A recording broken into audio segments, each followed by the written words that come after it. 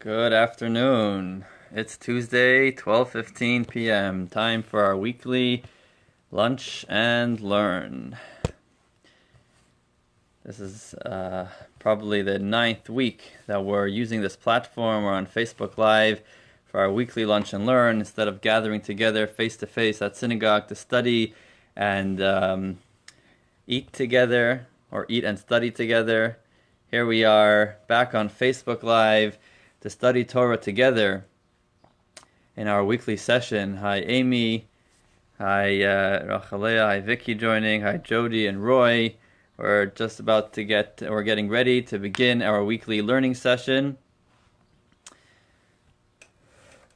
Hello, hope everybody is doing well.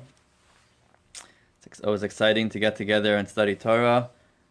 I have my lunch here, my cup of water. Baruch atah Adonai Eloheinu melech haolam she'akol niyeh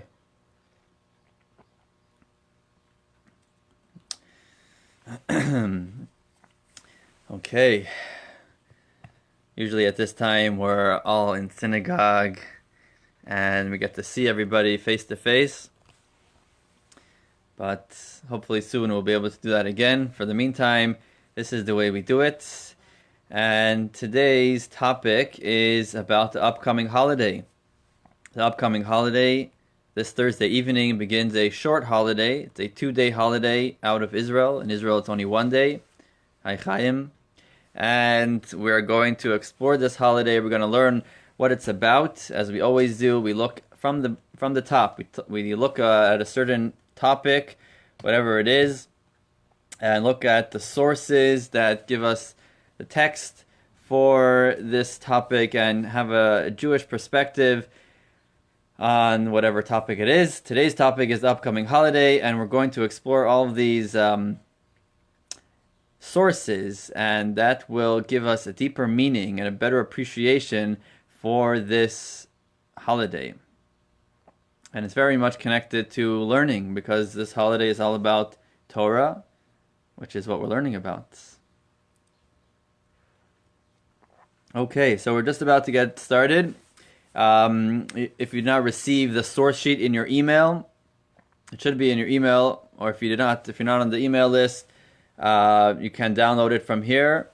Should be a link with the source sheet, so you can download it, print it out, and be able to follow along. Hi Jack, hi Judy and Ira, hi Michael and Maureen, hi Faye. Once again, you can download the source sheet to be able to follow along, and I'm going to take a moment to share this on another page so others can join in as well. You're welcome to do the same.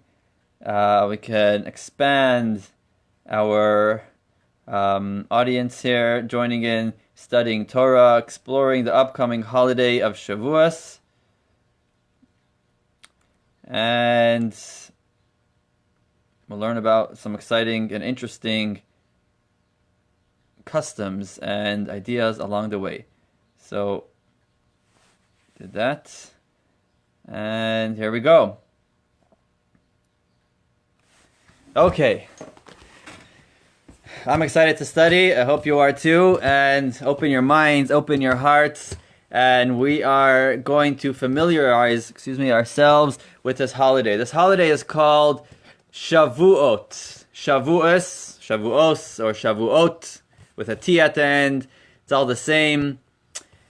It's not a very well-known holiday, perhaps because there is no specific mitzvah, ceremonial ritual associated with this holiday. You know, Pesach, Passover is famous. We sit down for the Seder. There's a special food, the matzah that we have to eat, and other foods as well.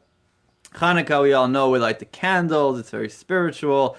And Purim, we get dressed up, and so on and so forth. Every holiday sort of has its observance, its mitzvah, and becomes well known. But Shavuos, this holiday, number one, it's a short holiday, but not just short, it does not have any specific mitzvah that we practice nowadays on this holiday. There are some customs, as we will discuss, but perhaps that is why it is not well known. But nonetheless, it is just as important, and if not even not just as important, but even more important, because This is the holiday where it all started. This is a very fundamental holiday. This is the holiday which gives, which teaches us, is the source for all other holidays. If not for this holiday, there's no Passover and there's no Hanukkah. If not for this holiday, there's no synagogue, there's no matzah, there's no tefillin, there's nothing. If not for this holiday, we do not have a past, we do not have a future, no heritage and no destiny. This is the holiday that it's all about. What is this holiday? What does it commemorate? How is it observed? And what does it mean to us? What does it mean to us? What is it? How is this relevant to us? Not just how we can observe this holiday, but what is the idea? What is the lesson? What is the theme of this holiday? How can we gain in our perspective on life from what this holiday is about? Okay, so here we're going to go. Hopefully we have our source sheet ready, and we have our classes divided into 4 sections. We're going to go first at the origin of this class, the origin of this holiday, where it comes from, what it commemorates, and moving into the second and third section, looking at a mystical idea which will give us a general perspective on the holiday and in general on our relationship with God. And concluding with the fourth section, some of the observances and customs of this holiday, and hopefully we will become more familiarized and more knowledgeable how to go about this holiday and how important it is. Shalom Oded. Okay, here we are. Let's take a look at source number 1. And by the way, in Hebrew, Eddie came on, he speaks Hebrew. Yom Tov, or Chag, means a holiday. Chag, actually in Hebrew we say, or in Yiddish, good Yom Tov. We say good Shabbos, but then we say good Yom Tov. Yom Tov is 2 words in Hebrew. Yom Tov, a good day. Like Boker Tov means good morning. Yom Tov means a good day.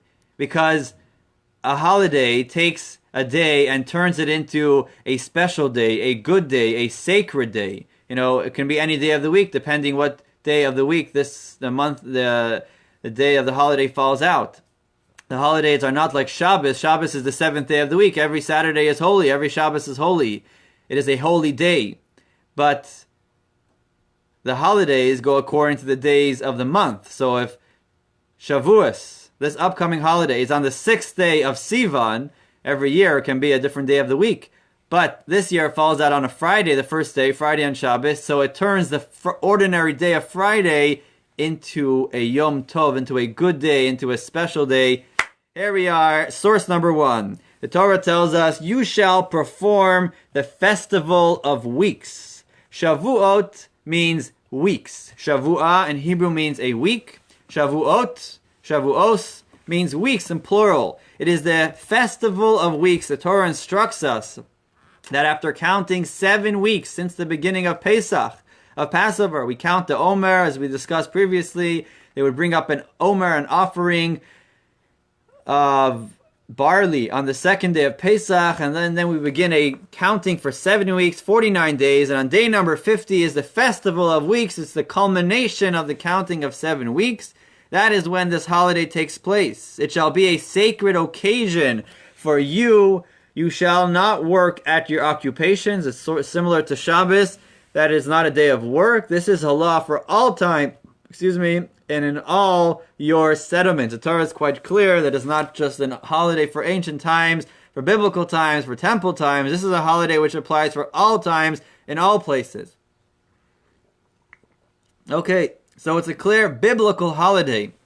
It's not a custom. It is a biblical holiday to observe this day. What does this day commemorate? What is the idea of this holiday? Why? What's the reason? At Pesach we commemorate our exodus from Egypt, and so on and so forth. Yom Kippur commemorates the day that God forgave the Jewish people for the sin of the golden calf. What does the holiday of Shavuos commemorate? Source number 2, a quote from the book of Exodus, from the Torah, from Shemot. In the 3rd month of the children of Israel's departure from Egypt, they arrived in the desert of Sinai. On the third day, the Lord will descend before the eyes of all the people upon Mount Sinai. There were thunderclaps and lightning flashes, and a thick cloud was upon the mountain, and a very powerful blast of a shofar. The holiday of Shavuos commemorates this historic and awesome event, the day that God descended on Mount Sinai and revealed himself to the Jewish people. This was in the third month after the Jews left Egypt. They left in the month of Nisan, then we have Iyar, and now we're in the third month of Sivan.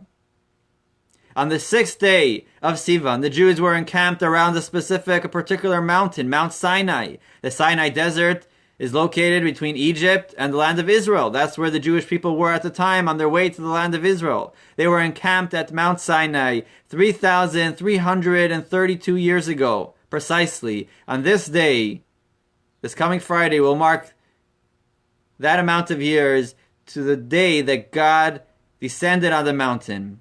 And it was done with great fanfare, as the Torah describes. That is what this holiday commemorates. This is the central theme of this holiday, commemorating the day that the Torah was given to us, the day that we were chosen as a nation and given the Torah, beginning with the Ten Commandments. As the Midrash describes what went on at that awesome moment.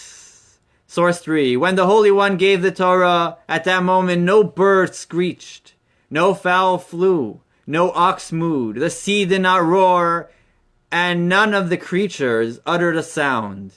Throughout the entire world there was only a deafening silence as the divine voice went forth speaking, I am the Lord your God. God opened up the Ten Commandments saying, I am the Lord your God. At this moment, God spoke and revealed himself to the Jewish people. God said the Ten Commandments, but as we know, the Torah has more than 10 commandments. God uttered the 10 commandments directly to the Jewish people, and afterwards called to Moses, to ascend to the mountain, who was there for 40 days and 40 nights, studying the Torah, receiving the rest of the Torah, the written Torah, the oral Torah, and came down 40 days later with the 2 tablets containing the 10 commandments written by God himself, as well as the rest of the Torah. And the rest of the story, the Jewish people sinned with the golden calf, and the story goes on and on. But when was that revelation, the reciting, the uttering of the 10 commandments by God directly to the Jewish people? On this day, the holiday of Shavuos. That is when it happened. This is the anniversary of the giving of the Torah. And in the Torah it tells us to celebrate all other holidays. The Torah tells us everything else. This is the holiday which is the source of everything. Hi, Doris, and hi, Naomi, who joined. We're here with our Lunch and Learn. This is a special moment. Now, it's not merely an anniversary where we're commemorating. Commemorating means it's a memory. We're commemorating. When you have your wedding anniversary, you don't get married every year. I hope we stay married to the same person. And an anniversary is just remembering what happened many years ago on that date. It doesn't happen every year again. You don't get remarried. We're married, and we remember that on this day, this is the day when we were married. Not so with the Jewish holidays. We are not merely commemorating, remembering, reminiscing, recalling what happened back in the day on this specific day. Rather, the spiritual energy that was present at the first time is present every year, and the spiritual part of what happened then reoccurs. We relive and we reenact what happened then. So if on this day is the day that God gave the Torah to the Jewish people, every year that God gives us the Torah again. We may not be hearing lightning and thunder, and the birds are not going to stop screeching, but the spiritual idea, the spiritual energy, and the theme of this holiday recurs every year, as we will see how we can tap in and connect to this idea. But actually, it is not just our ancestors that were there present by Mount Sinai. There were approximately 3 million Jews. The Torah says there were 600,000 men between 20 and 60, plus all the younger and older men and all the women. it is approximately between 2 and 3 million. Not just they were present. Source 4, the Jewish people who assembled at Mount Sinai were joined by all the millions of unborn souls of their descendants, and by the souls of all the converts of future generations. All of those souls were present. Hi, Hank. They were all present. We were all present there at Mount Sinai. Our souls existed since the first day of creation. A soul does not expire. We were born. Our soul comes down to this world at a specific time, but our souls existed since the beginning of creation. And all of our souls, all of the souls of all the Jewish people of all the generations were present there at Mount Sinai. We were there. Maybe we don't remember, but it's etched in the memory of our souls. We had a part in it. And we just have to tap into that memory. We have to reenact and relive this holiday. We're going to look at one specific area of this holiday that we can relate to, we can try to explore and make relevant to our lives living here so many thousands of years later. Okay, I don't want to feel like I'm talking to the walls again. So if you're listening and you can hear and you're following along, you can say yes, hello, give me a thumbs up, and we'll move on.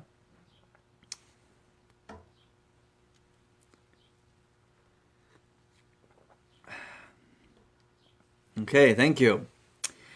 Thank you very much. So, when God came to the Jewish people and offered the Torah, the Torah tells us, what was the Jewish people's response? He asked them, would you like my Torah? Thank you, Michael. What was the Jewish people's response? Source number 5, the Jewish people responded unanimously, all that the Lord spoke, we will do, and we will listen. In Hebrew, Naaseh v'nishma. We will do, and we will hear, we will listen, we will understand. With this, they pledge to obey the commandments, regardless of, and before they heard or understood its reasons. That was the Jewish people's response. Yes, us, our ancestors. What was their response? God says, you want my Torah? What did the Jews respond? Naaseh, we want your Torah. We will follow the laws of the Torah. And then v'nishma, even without knowing exactly what the Torah was, even without looking into the book and hearing and understanding every mitzvah and why this has to be done and all the reasons, the Jewish people accepted. And that's pretty fascinating, or something to think about. Why would the Jews accept something? I mean, it's not rational to bind yourself to for a lifetime, for generations, to a book of laws which covers every area of our lives, what we eat and who we sleep with, who we marry, everything. The Torah tells us, goes into every detail of our lives. And yet the Jewish people were ready to bind themselves, to commit themselves to the Torah, even before hearing everything, even before understanding what it's all about. This is what we're going to analyze, explore, and see how we can do the same this year, so many years later. This stuff is real, Mount Sinai, Revelation, this is real stuff. Even if we can't see it and maybe not always feel it, this is real. And they say it was a young boy who was afraid of the dark. One evening, his mom asks him to take out the garbage. The collection is coming the next morning. Take out the garbage. The boy was really scared of the dark. And he tells his mom, I'm scared of the dark. I'm scared to go out. So his mom says, don't worry. You're not out there alone. God is out there. God is there to protect you. And if you need anything, He's there. He'll be happy to help you. So the boy opens the door.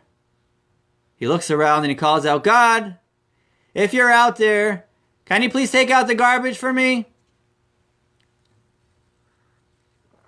God is there. These holidays are real. These energies are real. All we have to do is tap in and see how we can relate, how we can connect to what's going on beyond the surface. So we're going to introduce a mystical kind of idea, a little bit deep, but it will give us a general perspective on the holiday and a general perspective on our relationship with Judaism and our relationship with God, who we are and what it's all about. It's a idea which is spoken about in the teachings of Kabbalah and the teachings of Chassidus, and it's something to think about even after we're finished here. But we'll get through the gist of the idea, and it will explain some of the customs and explain what this holiday means to us. Let's take a look at source number 6, a verse from Song of Songs. Song of Songs is one of the books of the Torah written by Shlomo HaMelech, King Solomon, thousands of years ago, of course with divine prophecy, with the divine spirit. Shir HaShirim is a love song. It is a song, a book describing the love between a man and a woman as a parable, as an analogy between the relationship between God, who is the groom, and Jewish people, the bride. God is the provider. Jewish people are like God's bride. And in one of the verses there, it talks about the wedding day. Source number 6, on the day of his wedding. God's wedding. Wedding to the Jewish people. The Jewish people are the bride. We're being married to God. When is this day? It sounds like there's a specific day, on the day of his wedding. Says the Talmud, this is referring to the day of the giving of the Torah. Shavuot, this holiday. The holiday when we commemorate the holiday of the anniversary of the giving of the Ten Commandments, the Torah, to the Jewish people. That is referred to in Scripture as the day of the wedding. God's wedding, the wedding of God and the Jewish people. So in order to understand this, why is this considered a wedding? What does this mean? Let's analyze what a wedding is about, what marriage is about, and we'll understand how the giving of the Ten Commandments on Mount Sinai, what happened on Shavuos, is like a wedding. Source number 7. The first word of the Ten Commandments, as we saw in source number 3, is I. In Hebrew, Anochi. Not just me, but I. God came to the Jewish people and he said, I am the Lord your God. I. What is I? The word I conveys our very essence. It can't be captured in a word or picture. It's not broad or tall, beautiful or bald, fat or slim, fit or trim. Adjectives can describe our outer elements.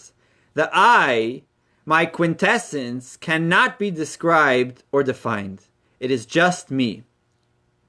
We have many layers, we have many parts to ourselves. We interact with different people, but our interactions with others, they're interacting with external elements of ourselves. When we go to school, when we're studying, our teachers interact with our logical selves, with our family, with our emotional selves, with our friends, with our social selves, with our colleagues at work, with our professional selves. But those are all the way we are adapting, the way we are interacting with others. That's not who we really are. Deep down inside of us, there is the I, who I really am. And from the I is where, from there I emerge. We emerge to interact with others on different levels. The I cannot be described. The I is just me. It is not fat or slim. There's no description. It is just I. And in that I, in the deep essence of myself, there's nobody else. It is just me. Anochi, I, myself. Not what I do, not what I say, is just me. Me, myself. With that, and that self is not shared with anybody. But there is one person in life with whom we share our very essence, whom we invite into our most private space. That is our spouse. A man and woman who had been perfectly free their entire lives decide to throw away their independence and become indentured to each other in marriage. And it's a wedding celebration. Two people who were free to do as they wish. They were not dependent on anybody.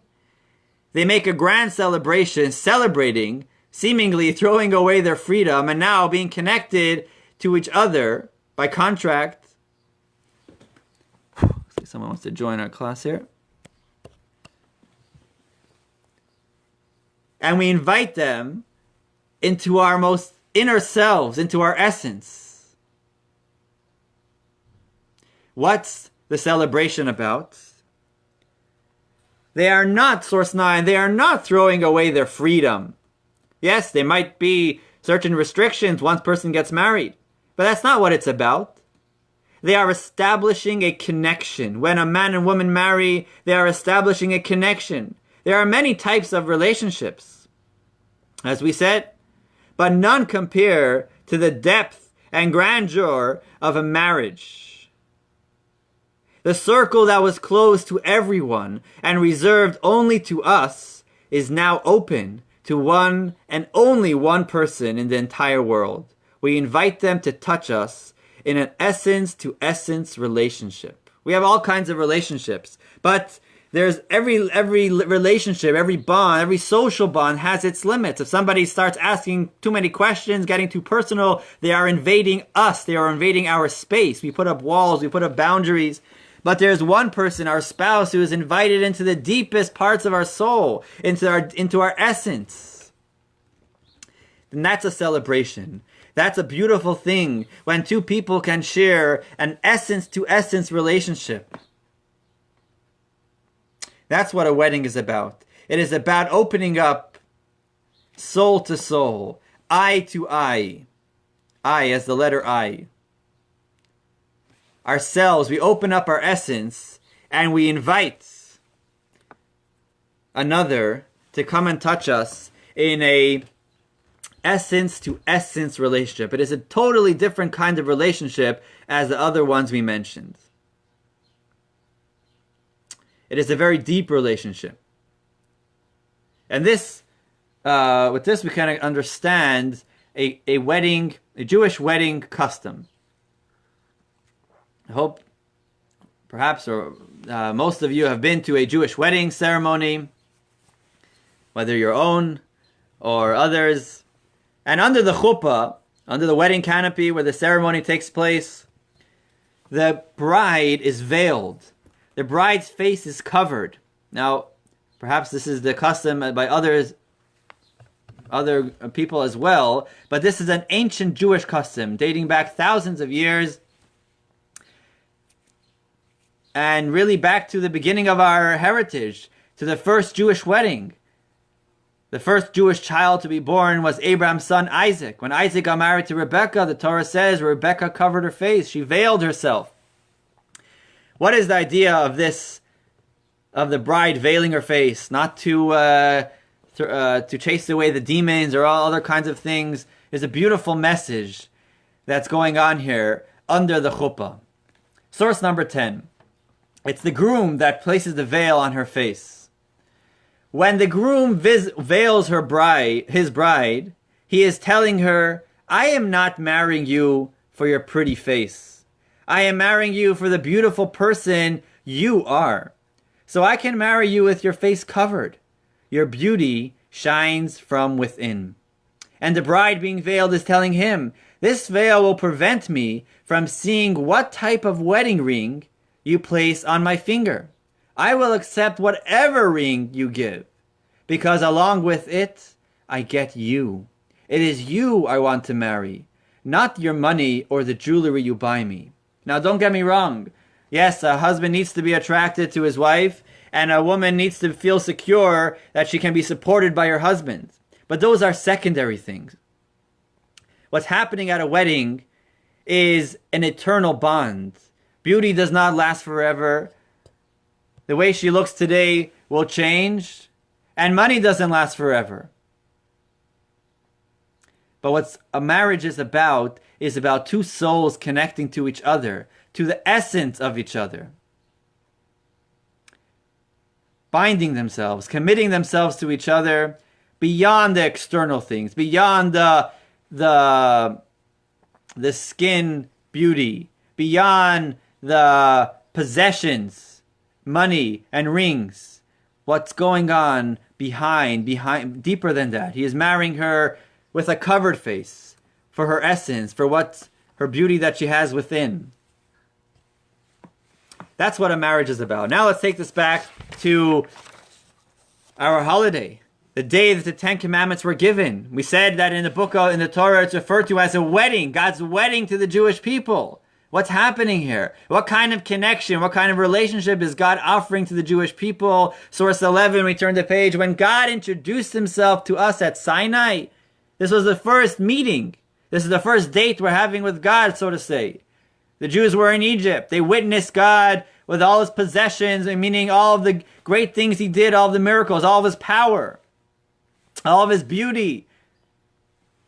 The 10 plagues in Egypt, the splitting of the sea, the manna in the desert, and now they're ready to face God and see him face to face. What is God's introduction? How does he introduce himself to the Jewish people? Does he say, hey, look how rich I am, look how powerful I am? What does God say? When God introduced himself at Sinai, he did not introduce himself by a title or a name describing his powers. He did not reveal an external aspect or extension of himself. He showed us himself. To be sure, he also showed us his glory, grandeur, beauty, etc. But those were secondary. Yes, there was lightning and thunder, and the heavenly angels and the heavenly chariot were all there present at the giving of the Torah, and the Jews witnessed the spiritual and physical greatness. But God introduced himself with one word. I am the Lord your God. Anochi. It is I, it is my essence. Source 12, when God opened with the words, I am the Lord your God, he was talking to every Jewish person individually. In Hebrew, there's a difference between how we speak to an individual and how we speak to a group. God did not say, I am the Lord, the God of the Jewish people. He said, I am your God, Elokecha, in singular. I am your God and your God and your God. All of the 10 Commandments were not said collectively in a plural way, talking to all of the Jewish people. It was said individually to every single Jewish person. I am your God and I am your God and I am your God. Pointing out to each and every person. When God said that he was offering a relationship. Back to source 12, he was offering a relationship, a personal relationship. He was saying, I would like to be your God. Would you like to be my people? As husband and wife share their very essence with each other, God offered to share his very essence with us. The first word he said was I. God was revealing himself. He was offering his hand in marriage to us. He was saying, I am ready to be your God. I am ready to be the groom. I am ready to reveal myself, my essence, to have a deep relationship with you. Are you ready to accept? God was proposing. And when the Jewish people heard that, they immediately accepted an offer by God for marriage, for a personal, deep relationship with us. We said yes. We accepted immediately. God was saying, I want to be your husband, and we accepted. Our ancestors at Mount Sinai said, Naaseh v'nishma, we will do whatever the contract says, because it's not about the commandment. We're marrying you. We're marrying God. We're marrying the essence of God. Anochi. God says, this is something personal. This is a deep and loving relationship. This goes beyond the do's and the don'ts. This is a marriage. This is Anochi. I am being revealed here by Mount Sinai. God is offering himself, his very essence, to us. That is why the Torah refers to the day of the 10 Commandments being given as a wedding day. This is a day when the essence of God was extended to us, when God proposed to us in marriage, and the Jewish people accepted. That's what a wedding is like. A wedding is two people becoming one. You know, they say a wedding is two people becoming one. The problem starts when they try to figure out which one.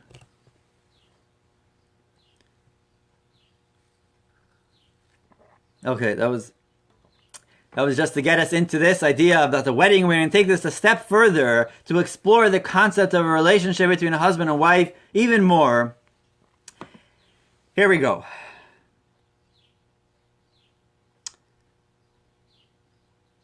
Source number 13. When we get married, we commit ourselves to filling the needs of our spouse. And we don't always know what's coming. Their desires can change. Expectations can change. All kinds of things can change in the future. And yet, we take the step and we take it happily, committing ourselves, binding ourselves to each other to fill and fulfill all kinds of services. We don't even know what's coming. However much we think we know our spouse before we get married, there are certain parts of the personalities that surface only after marriage. And yet, we commit ourselves happily to service each other. Source 13. The very definition of marriage is that no matter what our spouse, might need, we are committed to provide it. It is a lifetime contractual agreement of service, and we are happy to take it on. It is a commitment. And there are lots of halakhic implications. When a husband and wife marry, there are halakhic obligations from a husband to a wife to a husband. And the same thing in secular law. There are lots of services that a husband must provide to his wife and a wife to her husband. But that's what a marriage is about.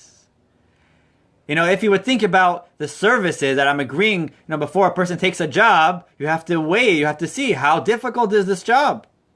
What am I buying? What am I committing myself to? What kind of contract am I signing? How difficult is this going to be? How much is it going to cost? How much money am I making? You have to figure it out if it makes sense. You have to make calculations. And yet, we get married, we commit ourselves to fulfill the needs of our spouse without even knowing what they're going to be. How do we do such a thing? Maybe it's going to be too difficult for us. Maybe I'm not going to be interested. But that's not what a marriage is. A marriage is not about the services. The marriage, as we said, is about a relationship. It is about a connection. Source 14, marriage is not a commitment to a service. It's not a job. This is my job in the house. These are my jobs. It's your job to make dinner. It's your job to bring in this amount of money. That's not what it's about. You take out the garbage, I'll clean the dishes. It's not a business deal. You do this service, I'll do that service. Marriage is not a commitment to a service. Marriage is a connection with a person, with the essence of a person. Because they are touched at the core by each other's core, husband and wife don't see doing things for each other as a burden, as a service, but as an opportunity to make each other happy. Whatever the service is, if this is what makes them happy, then this is what it's about. It's not about the service. It's about the will of the spouse, making them happy. It's about deepening the connection, the relationship. Marriage, source 15, marriage is not a sentence that robs us of our freedom. Nebuch, I'm so limited, I'm so restricted, I'm not free, I'm dependent. That's not what marriage is about. Yes, it may have an element of restriction, but that's not what marriage is. Marriage is a platform that grants us the deepest form of freedom. The freedom to touch another on the deepest level, when someone invites us to their essence, and to be touched by another on the deepest level. For our deepest essence to be expressed to another. When we ask a stranger for a favor, the stranger is usually focused on the favor, and thus it can be a burden for the stranger. When we ask a spouse for a favor, the spouse is focused on us, and thus it becomes a privilege. It is not about the errand, it is about the connection. You ask someone to do you a favor, they don't know you. They're just a nice guy or a nice gal. You ask them for a favor, you ask them for a ride, so they'll calculate. I'm a nice person, I want to be helpful, I don't really know you, but it's a good thing to do, it's a nice thing to do, so I'm going to see how out of the way is it, how difficult is it, how much does it cost, how much charity are you asking from me, right? And you'll make your calculations. It's not about the person you're doing it to, so much as the deed that you're doing, the favor you're doing. And then you calculate the service, you weigh the service. It's about the service. Because we don't know the person. Or we know them on a very external level. But when a spouse asks us to do a favor, it's not about the service. It is not about logically understanding why she desires this or why he desires this. It is not about our feelings. It is about if this is the desire of our deepest soulmate, our spouse, with whom we share an essence-to-essence relationship, then this is what I'm going to do. This is an opportunity. This is a privilege. She's giving me the chance. She's giving me the opportunity to fulfill her desire and connect to her in a very deep way. It is not about the errand. If this is what she wants, then this is what I do. And if this is what he wants, if this is what makes him happy, this is an opportunity to make him happy. It is not about the service. It is not a burden. We're not here to service them. We're here with an essence-to-essence relationship. And every time we fulfill their desire, that relationship is deepened, is enhanced. That relationship grows. It is not about logically understanding. It is not about the benefits of what she wants or what he wants. It is about fulfilling their needs, fulfilling their desires. And we happily commit ourselves to this. We agree, we commit ourselves to marriage, whatever is going to happen. It's not about what it is, it's about who it is. Let's take this back to Mount Sinai, to the wedding, the deep relationship that God and the Jewish people have. The commandments, source 16, are not just the right way to behave. They are not just acts that perfect ourselves and the environment. They are acts of service that bring us closer. Entry points through which we connect with God. Yes, your wife is probably right about what she's asking you, and it's probably for your own benefit if you don't eat that. But that's not what it's about. It's not about that you're going to stand to gain. That's not the main thing here. Even if you don't understand, even if you don't feel like her, what she's saying. But if this is what she's asking, then this is what we do. Because this is her desire. It is about who is asking you, not what she is asking. And the same goes for the other way. It's not about if she understands what he wants from her, or if it makes sense to her, if she understands the benefits and she feels for it. Even if you don't like the color green. But if this is what he wants, then you're going to do it because this is what makes him happy. Because it's what he wants, then that's what you're going to do in a healthy marriage. And the same thing with the Jewish people and God. God reveals himself at Mount Sinai and he says, I am here. I am revealing my essence. I am giving you my hand in marriage. And the Jewish people accept the proposal. God has desires. He wants us to put a mezuzah. He wants us to eat this and don't eat that, and do it on this day and don't do it on this day. He has lots of restrictions. Marry this person, don't marry that person. Doesn't matter. Yes, there are logical explanations to many of them that we understand, and we're supposed to feel the benefits. This brings us protection. This brings us peace and so many beautiful things. Happiness. It is ultimately the best for us as well. But it's not only, those are all secondary. You know, having the beauty and the possessions and the money, that's all secondary. What it's about is a marriage. It is about a deep, loving relationship, essence to essence. If this is what God wants, then we're happy to do it. It's not about how difficult, how much does it cost to buy a etrog, and how much does the matzah cost, and how much does this cost, and I can't work on this day, and the burden and the difficulty. That's not what it's about. If this is what he wants, and he made it very clear what he wants, giving us the Ten Commandments and the rest of the Torah.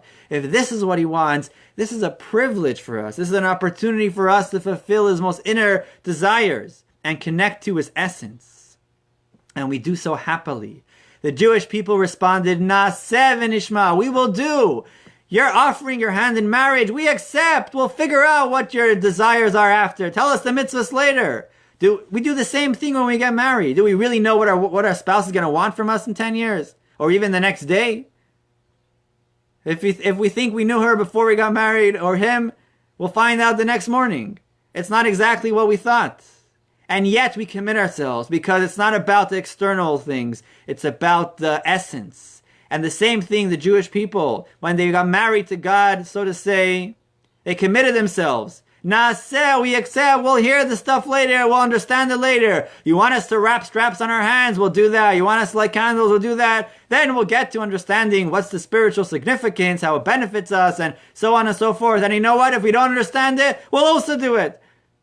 Try understanding why your wife wants you to do something, or why your husband wants to. You can try understanding. Either you will or you won't understand. But at the end of the day, a healthy couple will do the desire, because it's the person that's asking, it's the spouse that's asking, if this is what you want, I'm going to do so happily, because I know that I'm deepening that connection that I have with you, with the essence of you.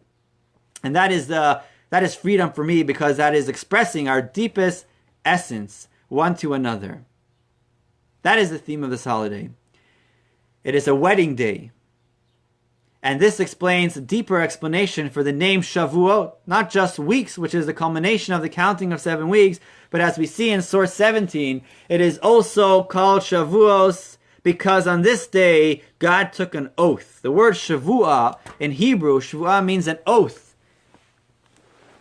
To swear, a swearing in. And that's what a wedding is about. When we commit ourselves to each other. Shavuot means 2 promises, 2 oaths. The day that God took an oath never exchange us with another nation. He's not going to divorce us and marry somebody else. We're his bride forever. And we took a corresponding oath to never abandon him. We're committed to God in marriage. We will never forsake him. We will never abandon his desires. We will be a devoted and loyal spouse. That's what Shavuot is about. It happened for the first time 3,332 years. Our ancestors were physically present. We were there spiritually present. But every year, this wedding is renewed. This wedding is reenacted. We rededicate ourselves. We recommit ourselves to our spouse, to God, to fulfill his desires. And when we do our part, God will respond in kind and fulfill our deepest desires. How is this holiday celebrated? There is no mitzvah, there's no special food, or you make a bracha and you eat it, like matzah or maror. But nonetheless, there are some customs that Jewish people adapted to show, to express their joy, their happiness in this marriage. Source number 18. One custom, not such an easy one. Custom is to stay up late on the first night of the holiday. So this year, Thursday evening, after we light our candles. Okay, thank you, Amy. We'll get to the question as soon as we're done. We light candles Thursday evening, just as we do on Friday evenings. We do the prayers, we say Kiddush and Challah and everything. We have the meal, the holiday meal, Thursday evening. And after the meal, we spend some time. We go to sleep later, if we can, stay up the entire night and study Torah. Some have a special book, they say, which is a collection of different portions of the Torah and selected parts of Mishnah and Zohar and different things. It's called the Tikkun, special order for the night of Shavuos. But the idea is to stay up and study Torah more than usual. Source 18, the Arizal in the Kabbalah, it says, those who stay up on Shavuos night and spend the night learning will be protected from any harm that year. The practice of staying up is kept in virtually all communities. This is a widespread custom. Varies in what exactly that you say, what you learn, but the main idea is to stay up and study Torah. And one way of explaining, there are many reasons given for this custom, but one way of explaining it is in connection to what we're talking about here. Shavuos is a holiday, a wedding anniversary, and not just an anniversary, but we're reenacting, we're rededicating ourselves to God, to fulfilling His will, His desires, the Torah, the mitzvos. That happens on the day of Shavuos, as we'll see when we read the Ten Commandments. And the night before, source 19, in the hours leading up to her wedding, the bride and entourage and entourage beautify and adorn her, so she will look her best for her groom. Similarly, we spend the hours before we will once again be betrothed to God, adorning and beautifying ourselves spiritually by studying the Torah. It is a wedding. Once again, we'll answer that question shortly. It is a wedding day. And the night before the wedding, the bride is busy with her makeup, with her gown, making herself all beautiful for her groom, for the wedding day. And so too, on this day, it is not just an anniversary, as we said. Every year, we sort of get remarried to God, to the same husband.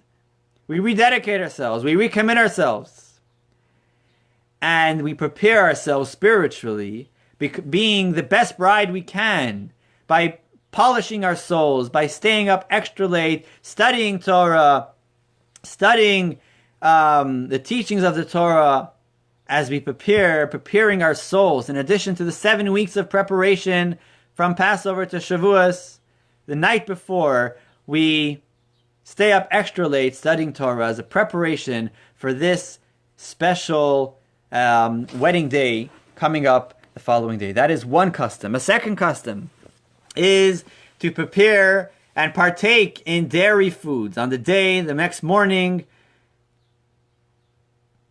after going to synagogue. And as we'll see, hearing the Ten Commandments, we have a holiday meal during the day, Thursday afternoon, late morning or afternoon. And after having some challah, washing and having kiddush again, we have dairy foods, whether it's cheesecakes, hi Jill, whether it's cheesecakes, all kinds of cheesecakes with marble and all kinds of flavors, and cheesecakes and cheese blintzes. Always, I remember growing up watching my mother take out the special machine to make the blintzes, cheese blintzes, yummy cheesecakes, dairy ice cream. By the way, they have Parav ice cream also. Ice cream which is not dairy, but dairy ice cream, milk, and all kinds of dairy products. It is a custom to partake in dairy foods. Pasta and anything like that is fine as well. Why? What is the reason for this custom? Many reasons are given. One of the reasons, over 100 reasons actually, there's a book printed over 100 years ago with over 100 reasons for this custom. Every rabbi came up with their idea how milk and how dairy is connected to this holiday. One of the traditional reasons given is based on a verse back to the book of Songs, talking about the relationship between God and the Jewish people. It refers to the Torah as milk. Source 20, like honey and milk, the Torah lies under your tongue. Under God's tongue, God told us the Torah, and it is sweet to us when we ingest the Torah, when we study the Torah. It is sweet like honey and milk. Just as milk has the ability to fully sustain the body of a nursing baby, so too the Torah provides all the spiritual nourishment necessary for the human soul. The Torah is God's Torah. Not just the way to connect to His essence, but the Torah is also the best thing for us. It is the spiritual nourishment. Everything is in the Torah. The Torah has the answers to everything. The Torah has inspiration and guidance on every area of life, on every dilemma. We can apply the principles of the Torah to any contemporary and personal issue. The Torah, like milk, can nourish us. And that is why on the day that we receive the Torah, the way we connect to our spouse, the way we connect to God through the Torah, we celebrate this gift that God gave us. We show how it's cherished by us by eating dairy foods. Again, it's a custom. If somebody is allergic to milk, they can show and express their joy for the Torah in other ways. And the main ritual, if we can say, the main ceremony on the holiday of Shavuot is the reading of the Ten Commandments. On the day of Shavuot, Friday morning, the congregation, source 21, the congregation rises in reverence and awe The reader reads with total focus, concentration, passion, and zeal. We visualize standing at Mount Sinai, seeing the thunder and lightning, and hearing God's voice intone the commandments. We may not be hearing God's booming voice as they did back at Mount Sinai 3,332 years ago, but we can visualize that. When we're in synagogue, if we are able, if it is safe for us to attend the synagogue, if we're not going to be able to attend the synagogue, we can do so from home. Find the Ten Commandments. If you like help finding the text, we're happy to help you. It's in the book of Exodus, in the portion of Yitro. We read the story of the Jewish people coming to Mount Sinai and the actual Ten Commandments, the way they were uttered by God. And when you at home will read the Ten Commandments, you will re-experience, you will relive this wedding moment. Imagine you're standing under the canopy and devoting ourselves. We're committing ourselves to fulfill the will of God.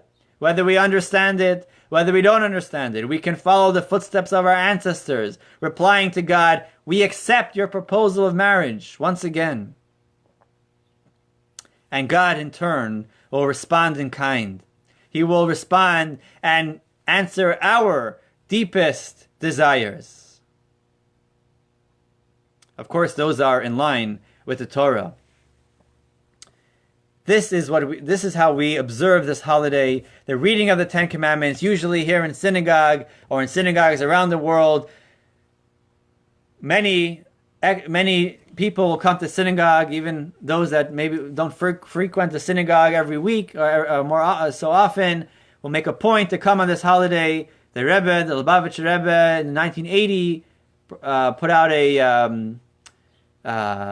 started a campaign of all Jewish people being present. Just that by Mount Sinai, it was a time when every Jew was there, present at Mount Sinai, even our souls. But everybody was there, the entire Jewish nation. Every year when we read the Ten Commandments, every Jew should be present. As many as we can. They should all be there. The men, the women, the children. And we have a big celebration, a dairy buffet with ice cream for the kids. Unfortunately, we're not going to be able to do it on such a scale this year. But at home, get together with your spouse at home, with your husband, with your wife, with your children, whoever it is. Get together, read the text of the Ten Commandments with fervor, with zeal, with passion. Relive the experience and remember the lesson. Remember the theme of this holiday. It is a joyous wedding day. It is not only about our understanding. It is about committing ourselves to the privilege of connecting to God, essence to essence, like a husband and wife. If you need some recipe for cheesecake, you can ask us as well. I'm sure Rebbitzin or Chani will be happy to share with you, or you can find one online. Okay, let's answer some questions here. If you have any question, feel free to post it in the comments. The last one here from Rebbitzin's mother. Oh, wow. It's an honor to have you here. Today is the third day of the third month, 3,333 years from Yetzias Mitzrayim. It is the third day of the third month. That's correct. Today is the month of the third day. It's the third day of Sivan, which is the third month. But if I'm not mistaken, it is 3,332 years ago. We're beginning the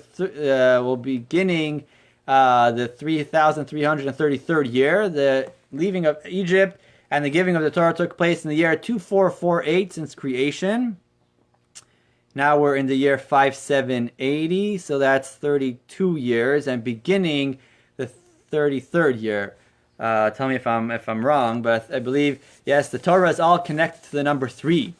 Torah is about the number 3. The Talmud lists many things connected to the number 3. The Torah has 3 scriptures, has 3 parts. The Torah, the 5 books of Moses, the books of the prophets, and the book of Scripture. The books of Scripture, 3 parts. It was given by Moses, who was the 3rd child in his family. He had Aaron, the high priest, Miriam, his sister, and then Moses. It was given on in the 3rd month. The months begin from Nisan, counting from their Exodus. It was the 3rd month. It was a 3rd day of preparation. There were 3 days of preparing themselves for immediately before the giving of the Torah. The Jewish people have 3 kinds. There's the Kohanes, the Levites, and the Israelites. as well as more number threes that are connected to the Torah. And that's explained at length for another class why the Torah is associated with the number 3.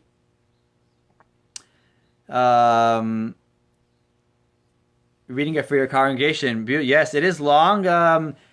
It's not as long as a usual Shabbos, but the Ten Commandments actually are sung and read in a special tone. I'm the Baal Koreh in our synagogue, and I was trying to put my heart and soul into reading the Ten Commandments. Actually, all of my brothers are Baal Korehs, which means readers of the Torah, and we all learned this from my father, who was many, many years since his bar mitzvah reading the Torah every week. Okay, answering Gary's question here, how does Hakafos fit into this? Hakafot is dancing. When we dance, there are really 2 holidays connected to the giving of the Torah. This holiday, Shavuot, when the 10 Commandments were actually given, but then we have the holiday of Simchat Torah, which is in about 5 months, or over 4 months from now, which is when we conclude the cycle of reading the Torah.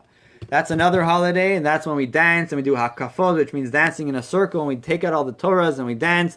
There are questions, why are these 2 holidays divided? Why don't we start reading the Torah from this holiday? Why don't we make the celebration? But that's for another discussion.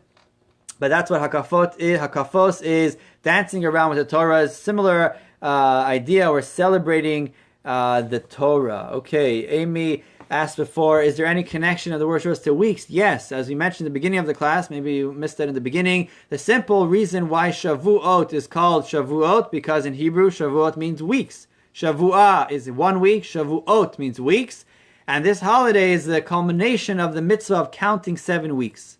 There's the mitzvah of Sefirat to Omer, counting from the Omer offering. As we mentioned, on the 2nd day of Passover, there was a mitzvah in temple times to bring up an offering, a omer. Omer is a bundle, a certain measurement of barley. It was the first of the new crop of the year that was brought up as a sacrifice, as an offering in the temple. And afterwards, they would count 7 weeks from that offering.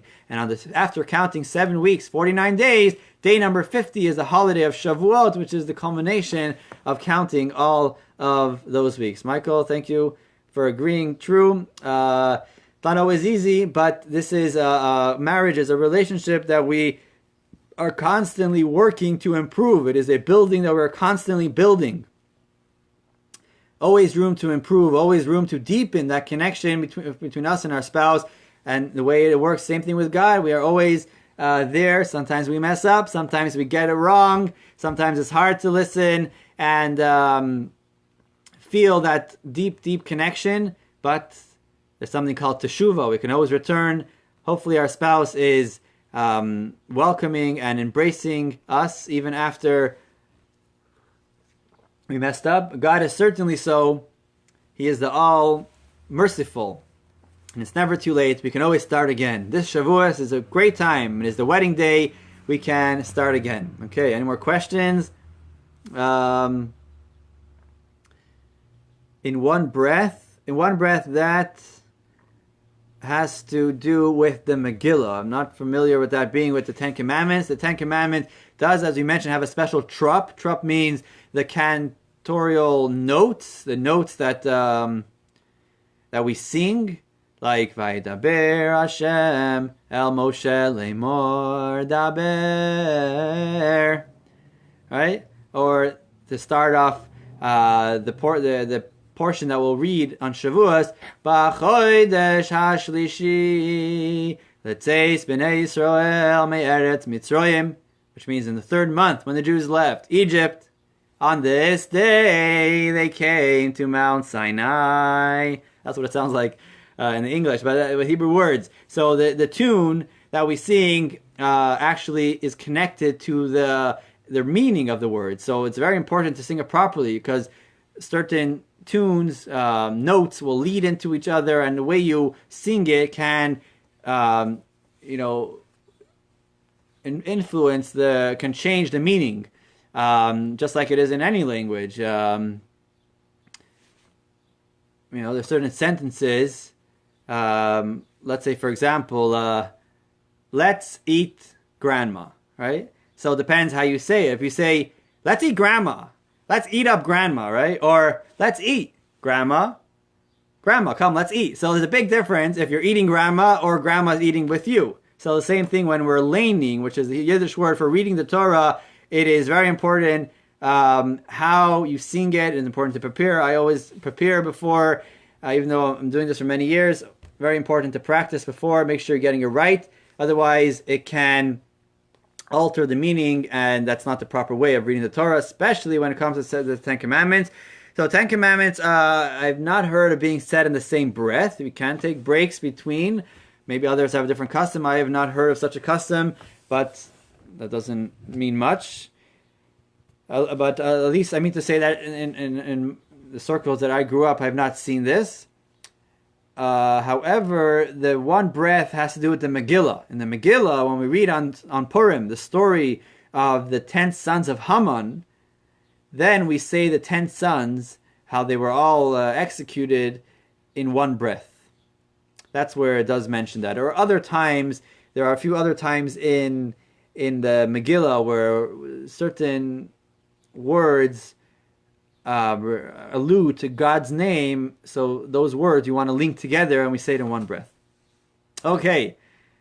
Hope we connected to this holiday, and hopefully we'll all have a more meaningful Shavuos holiday. Wishing you all a good Yom Tov. We have a couple of days left, but start getting your cheesecakes ready and everything else ready for the holiday. Let's meet again next week, Tuesday, 12:15, for Lunch and Learn number 92. And interesting, today's Lunch and Learn was number 91 since we began just about 2 years ago. And in Hebrew, the word which equals 91. Every letter has a gematria. Every word has a numerical value. The word that equals 91 is the word Amen. Amen. Amen is 3 Hebrew letters. Aleph, which is 1. Mem, which is 40. Nun, which is 50. 50 plus 40 is 90. Plus 1 is 91. Today's lesson is 91. Let's say Amen to everything we studied. And let's try to internalize this. Have a wonderful day. Stay safe. Stay positive. And a good Yom Tov.